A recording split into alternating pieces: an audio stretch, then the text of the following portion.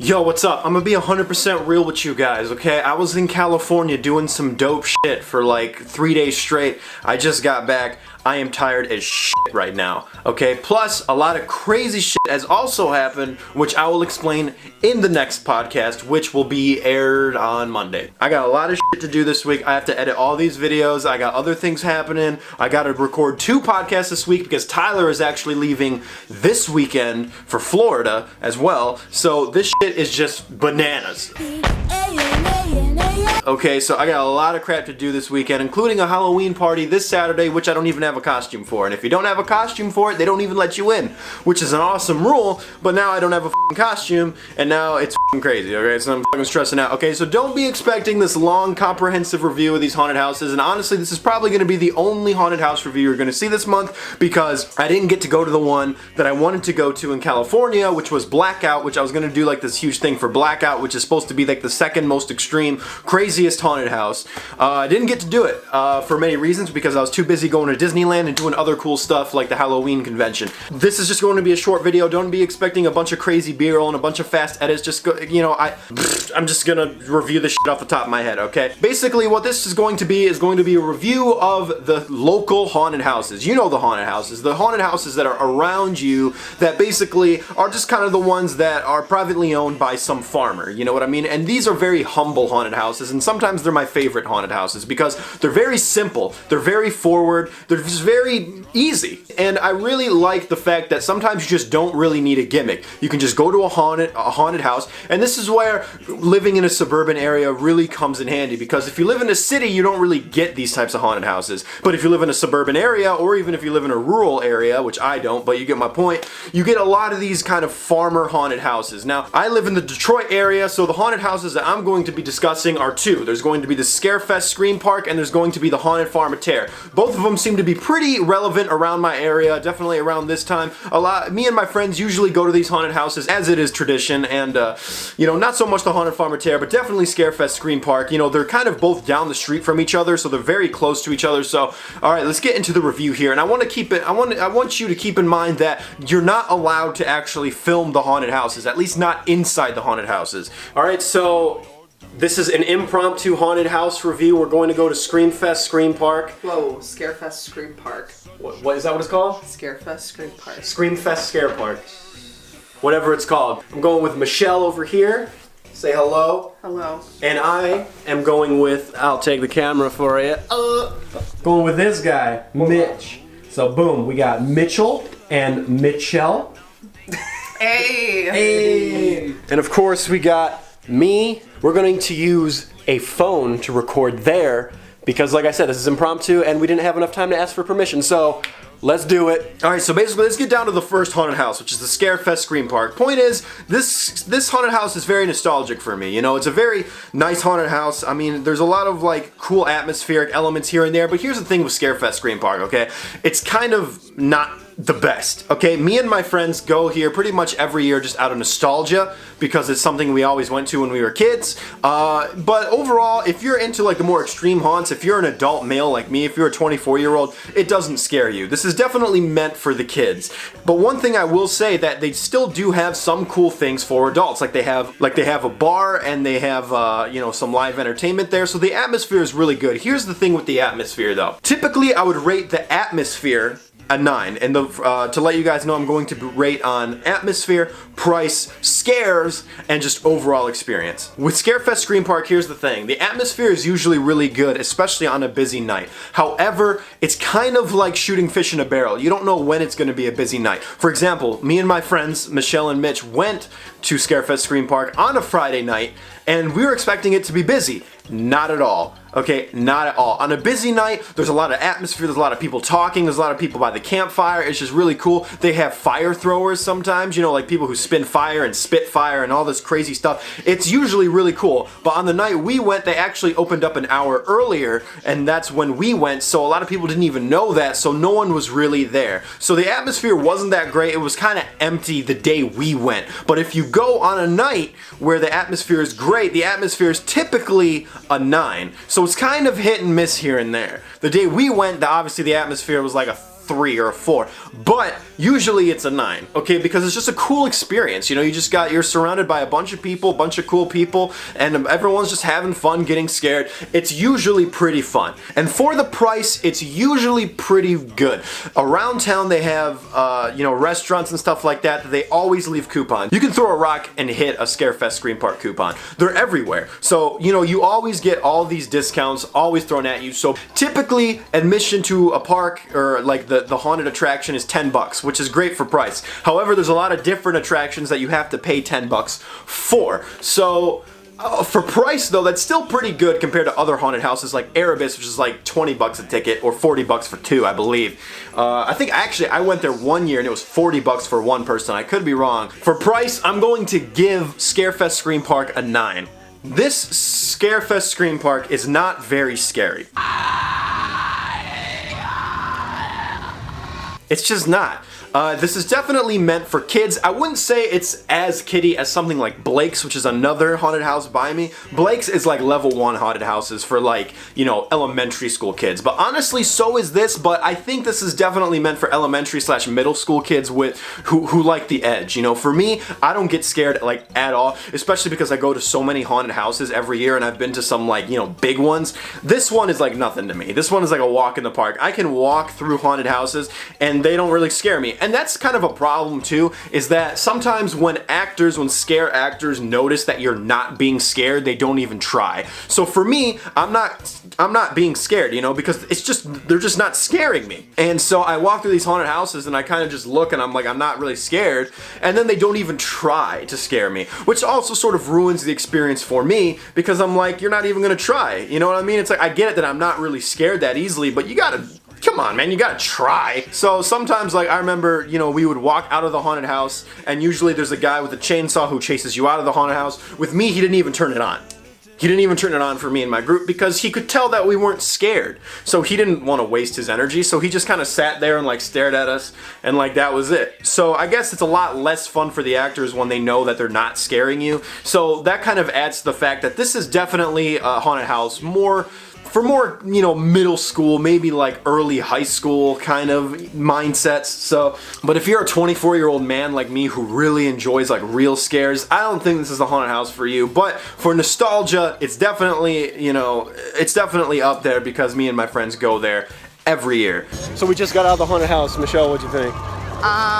The couple jumps I wasn't ready for, and then I was, and it was okay. I give it probably a 6 out of 10. Now, Mitch, we go here like every year out of tradition, but to be fair, it's not the most scariest haunted house ever. No, I think they're more friendly.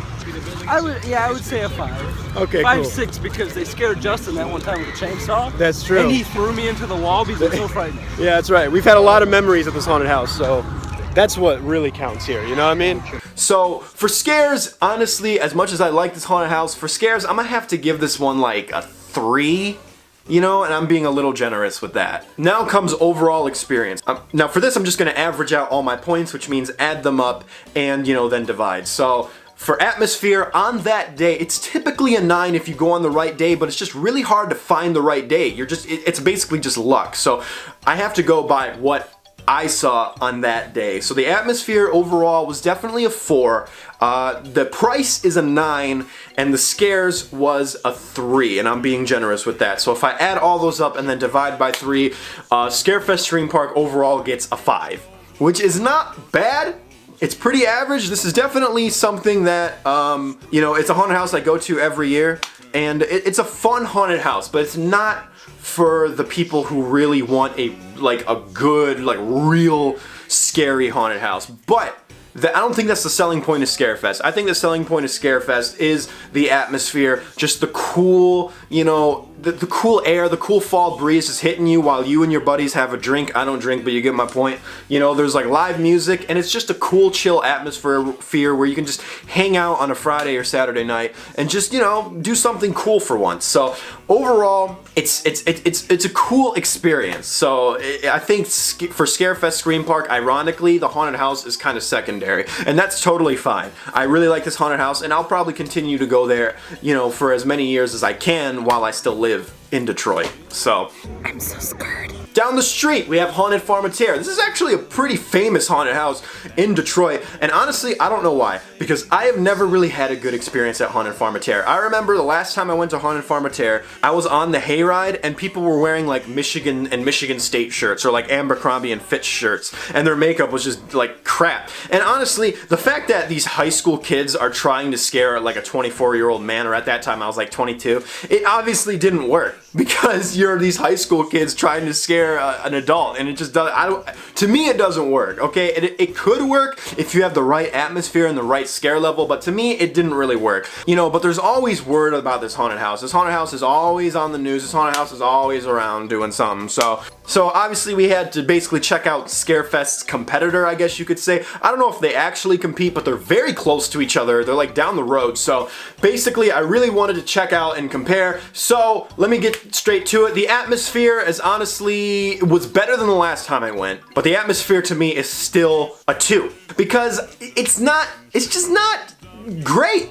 You know what I mean? They have a movie screen, which is very, you know, typical of these farm haunted houses. You know, they have like a big screen that's projected, and the screen that was showing Ouija 2 at the time was a lot bigger than the one shown at Scarefest. I will give you that. And they do have a gift shop, which I thought was pretty cool. But overall, it's just, you know, you're not really doing anything. You know, you're just sort of like standing there, and there's nothing really catching your eye about the atmosphere of Haunted Pharmacaire. Now price, this is kind of where this is crazy.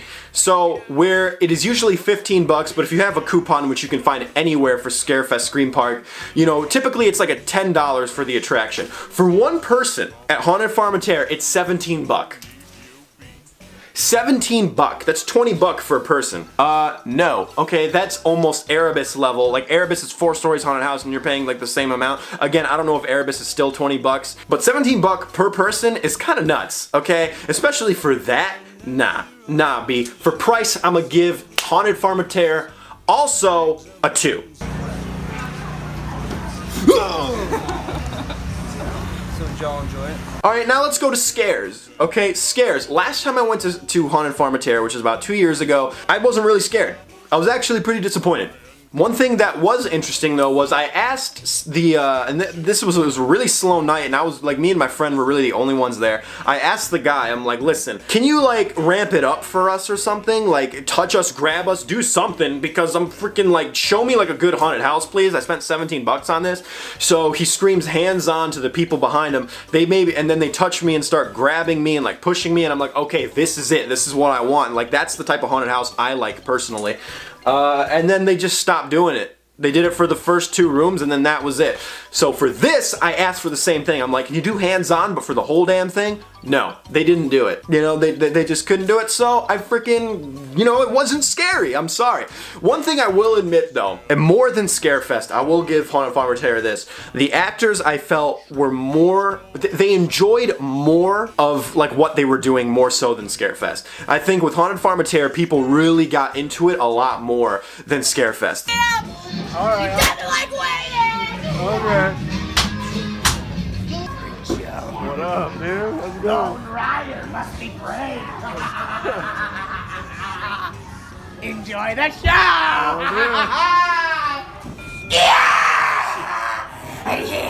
Welcome to the freak show. They're both bone horses. What's up, Morris?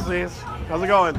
He's just chilling, man. Yeah? Yeah. Can I kiss him? Yeah, kiss him, give him a kiss. Oh, the cutest thing ever. So the actors did a great job, especially compared to 2 years ago when people were wearing freaking Abercrombie shirts and like, you know, Michigan State jerseys and stuff with like white ghost makeup, and then that was it. Like, okay, what am I, freaking like Phantom of the Opera playing basketball all of a sudden? Like, are you gonna scare me? No. I think they like clowns. I love clowns. I like your hair. Thanks, you can touch it if you want. Oh, he can touch his hair.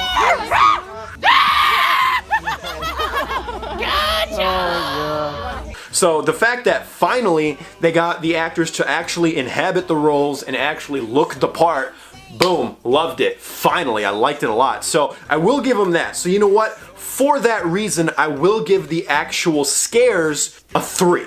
You know what? No, I'm gonna give them a 4 because they did inhabit the roles a lot more. I'm gonna be very generous and give the scares a 4 because again, this haunted house is very geared towards kids. You were a good child, but you'll be a better pair of gloves.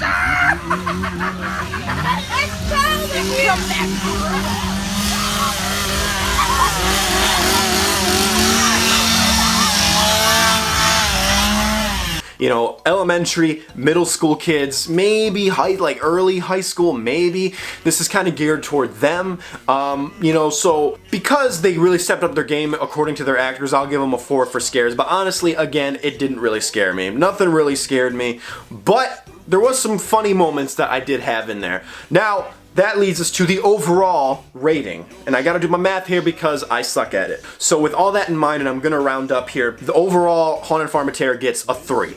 So I'm not very impressed with Haunted Farm of Terror. I've never been that impressed with Haunted Farm of Terror. I just wanted to do it because I wanted to do 2 haunted houses for one video, and they're right down the street from each other. So overall, if you're by these haunted houses, I mean, I recommend checking them out if you want. But these are very local haunted houses, and I will say that local haunted houses, I feel like they just really capture the spirit of Halloween more than some of these big haunted houses sometimes, because it's about the atmosphere more than the actual haunted house and more than the actual scares. You know, if you go to like a big haunted house like Universal, you know, Horror Nights or whatever, that's obviously meant to scare you and meant to whatever, even though I've been to that or something like that before, and let me tell you, it didn't really scare me that much. Point is, you know, overall, it's still a fun time to go to these haunted houses. If you're kind of tight with money, maybe it's not so much fun.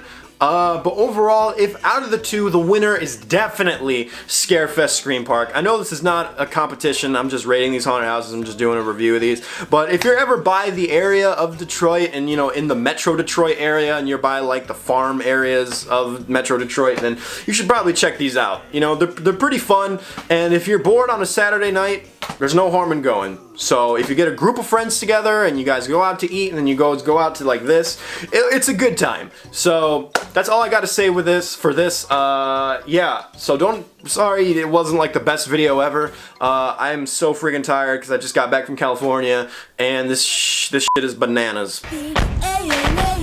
That's it. Peace. Clever catchphrase. Bye. Spooky, scary skeletons and shivers down your spine. Shrieking skulls will shock your soul, seal your doom tonight.